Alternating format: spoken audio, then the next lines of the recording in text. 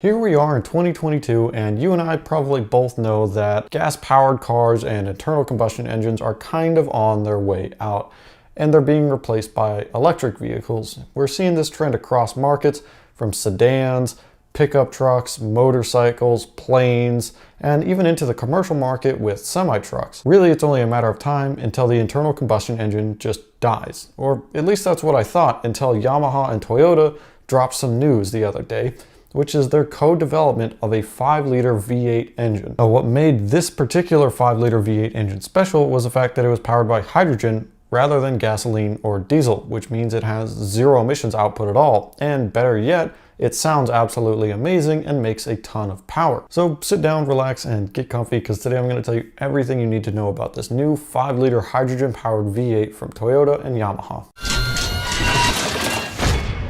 So to start this off, I want to make it perfectly clear that Toyota really did not do this on their own, and they had to rely heavily on Yamaha for this. Now you might be wondering, Yamaha, why them of all companies? Yamaha, it's the company that sells everything. Like, hey, I want to buy a piano. Oh, I can help you with that. Oh, I also want to buy a motorcycle. Do you know where I can buy one? You're not going to believe this, but I can help you with that too. It sounds kind of crazy, but it actually makes sense because Toyota and Yamaha actually have a long-standing relationship. They've worked together numerous times over the last few decades. Some of you might remember the LFA, which is Lexus's supercar that really never took off and cost Toyota so much money to develop that each one was sold at a net loss rather than a profit. Yamaha helped Toyota with the development of the V10 under the hood of the LA.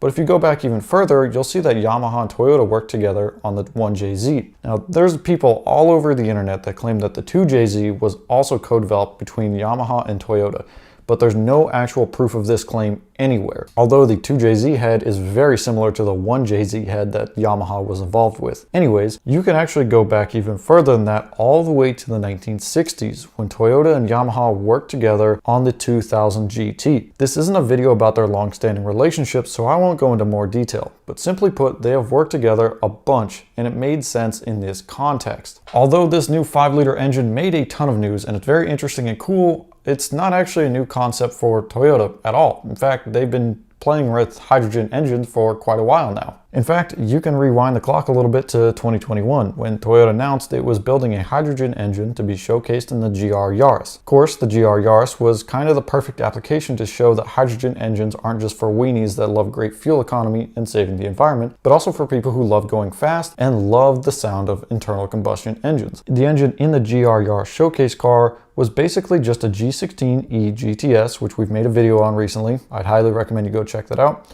They pretty much just took that engine and modified the injection system for hydrogen fuel rather than gasoline. In fact, the experimental hydrogen-powered Corolla Sport had already been competing in the Super Taiko race series in Japan since earlier in 2021 under the rookie racing arm of Toyota Gazoo Racing. So Toyota was getting pretty experienced with hydrogen engines from using them in a few race cars. So it was time to scale it up to a larger engine, which is where the new hydrogen-powered 5-liter V8 comes into play. And much like the smaller hydrogen-powered 3-cylinder G16E GTS that we just talked about, this 5-liter V8 is based almost entirely on an existing Toyota engine, which is the 2UR FSE. Now, a lot of the news reports were saying that this hydrogen-powered engine was the RCF engine, but I think it's actually worth noting that the 2UR FSE is actually used in a lot more than just the RCF. You'll find it in the ISF, the GSF, the LC500, the IS500. Like, it's more than just the RCF engine. It is Toyota's performance 5-liter V8 that's in multiple applications. The 2UR is an all-aluminum dual overhead cam V8 with 4 valves per cylinder. Funny enough, the heads are actually designed by Yamaha and have some pretty cool features, including titanium intake valves, high lift cams, a dual length intake manifold system, dual VVT-IE, and D4S injection, which is simply port direct injection combined together. The base engine in the RCF outputs 467 horsepower and 389 pound-feet of torque, which is pretty impressive for a naturally aspirated V8. For reference, Ford's 5-liter Coyote V8 engine in the Mustang produces 450 horsepower and 410 pound-feet of torque in its current configuration in 2022. Of course, with this new hydrogen-powered version of this engine, they had to make some changes. Most notably, they made changes to the injectors, heads, and intake manifold.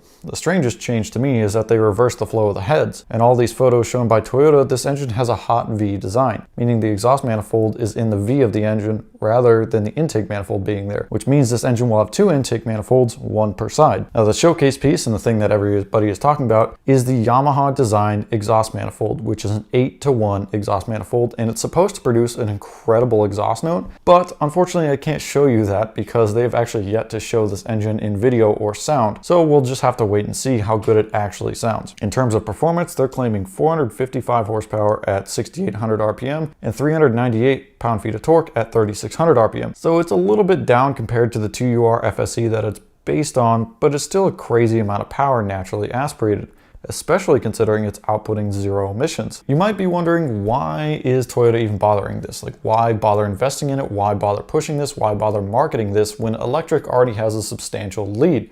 Like, is hydrogen actually feasible? And the answer is no, but we'll get to that in a little bit. But Toyota has publicly stated that they're committed to the internal combustion engine, and it's something that they want to pursue long term, rather than electrifying their entire lineup like other manufacturers. And it's actually not just Toyota and Yamaha. It's also Mazda, Kawasaki, and Subaru, who have all pledged to continue investing in combustion engines and expanding fuel options beyond gasoline or diesel. Yamaha's president is pretty vocal about his belief in hydrogen and the combustion engine itself long term. He said, "Hydrogen engines house the potential to be carbon neutral while keeping our passion for the internal combustion engine alive at the same time. Teaming up with companies with different corporate cultures and areas of expertise, as well as growing the number of partners we have, is how we want to lead the way into the future. Hydrogen engines have an innately friendly feel that makes them easy to use without resorting to electronic driving aids. Everyone who came to test drive the prototype car would start off somewhat skeptical, but emerged from the car with a big smile on their face at the end." This is all part of becoming net neutral on carbon, or at least they say, by 2050. But the thing is, will this ever come to market? Maybe. Will it ever sell? No. If you look at previous attempts at hydrogen-powered cars, they did not end well. There is literally no demand for these cars at all.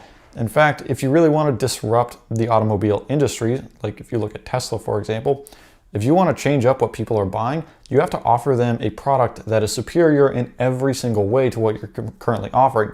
Hydrogen engines are not objectively better in almost every way compared to gas engines. They make a similar amount of power, they sound the same, and they have the same maintenance schedule. Like, they're very, very similar. You're just changing the fuel type. So there's no real reason to go buy hydrogen, especially considering the lack of infrastructure.